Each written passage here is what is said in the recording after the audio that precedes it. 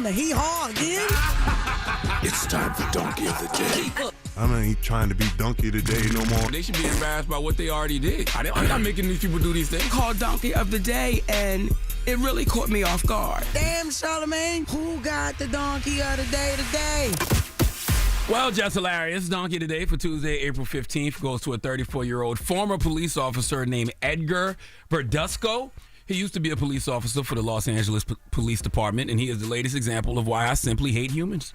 I've come to the conclusion that what annoys me about life the most is people, which is strange because the thing I love most about life is people. But I like considerate people. Okay, we had Mel Robbins up here yesterday, and she was speaking to how emotionally disconnected some people are from the actual human experience. And this story is just another example of that. Edgar on Friday pled guilty to 3 counts of murder. Okay, this man killed a mother, a father, and a teenage son. Would you like to know how it happened? Let's go to ABC 7 Eyewitness News for the report, please. A former LAPD officer is heading to prison after pleading guilty to murder in a fiery DUI crash. 34-year-old Edgar Verduzco faces 15 years to life for killing 3 people on the 605 freeway in 2017. The off-duty police officer was driving 150 miles an hour while under the influence of alcohol when he hit 2 vehicles. One of them plowed into the center divider and burst into flames, killing Maribel and Mario Davila and their 19-year-old son Oscar, who was a student at UC Riverside. Verduzco is due back in court in July for sentencing. Rest in peace to that family, man. Dead because of somebody else's negligence. Edgar, you have to get the book thrown at you.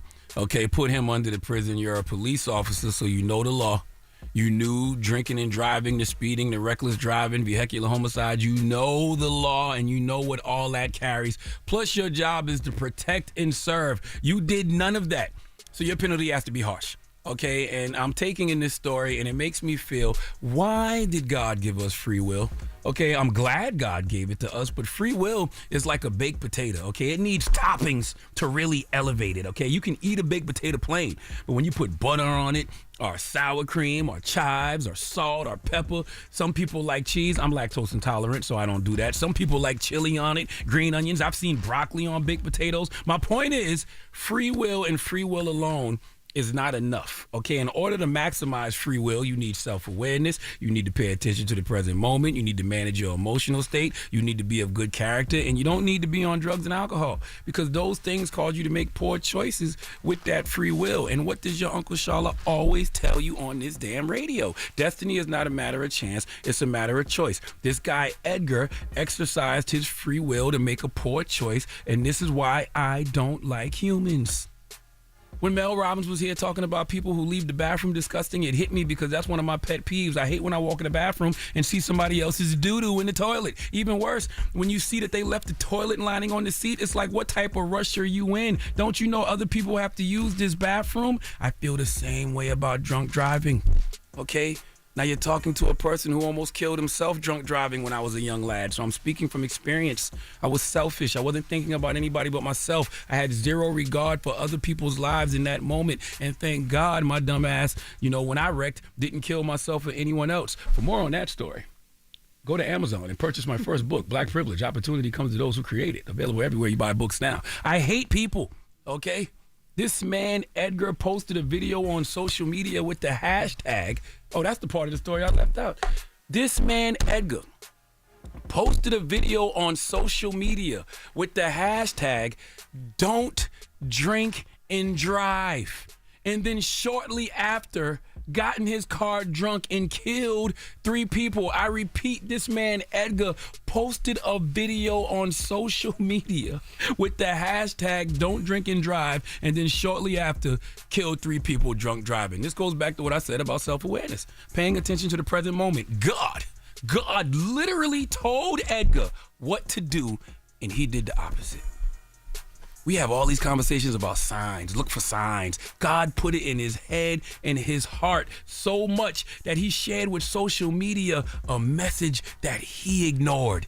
Don't drink and drive. Edgar, that was for you in that moment. It doesn't get much clearer than that, gang. But you can't see it because you are a human being that is so disconnected from the interconnection to the human experience. I don't care if you drinking and driving or leaving a public bathroom filthy. When you do those things, you are simply not thinking about other people. But don't listen to me, though. Okay, I just stopped being a sociopath about a decade ago. Mel Robbins explains it way better than me. When you go into a public bathroom, if somebody destroys a seat, pees all over it, and then they leave, that is a human being that is so disconnected from the interconnection of the human experience. You are leaving that for another person. And so making sure that you don't leave your mess for another person, making sure that you just kind of wipe down the counter. And then here's the second thing. If there is a human being cleaning that bathroom, please look them in the eye and say, thank you. All the time. All the time. Thank you. All the time. Like that right there is a simple thing that will make you start to shake out of that woe is me or that stress or that overwhelm. Let them know you appreciate and see what they're doing, because it changes who you are. And then you start to see all day long that there are, like, you know, I can't look at you because I'm going to cry. People are just walking around disconnected. And the power of starting to be the one that wakes people up. Hey, you know, I always get an elevator. Hey, how's everybody doing? Like, it's shocking how we have gotten so far away from that sense of community. And there's actually research around this. They call it either weak ties. I call them warm connections. Those people that you see in the building every day that you say hello to. The person that's walking the dog that you know the name of the dog in your neighborhood. These relationships matter because they make you feel human again. The moral of the story is get connected to the interconnection of the human experience. You are not on this earth alone. Please let Remy Ma give Edgar Verduzco the biggest hee-haw. Hee-haw, hee-haw. You stupid motherfucker. Are you dumb? All right. Well, thank you for that donkey today. Yes, ma'am. All right. Now, when we come back, 800. wait, I'm sorry. Just ignore it. Just ignore it. Just ignore it. Just ignore it. He's fantasizing right now. Ignore it. Donkey of the Day is sponsored by renowned personal injury attorney Michael the Bull Lamonsoff. Don't be a donkey when you need a fighter on your side. If you're ever injured, go to michaelthebull.com. That's michaelthebull.com. And when you mess with the bull, you get the horns. Wake that ass up. Early in the morning. The Breakfast Club.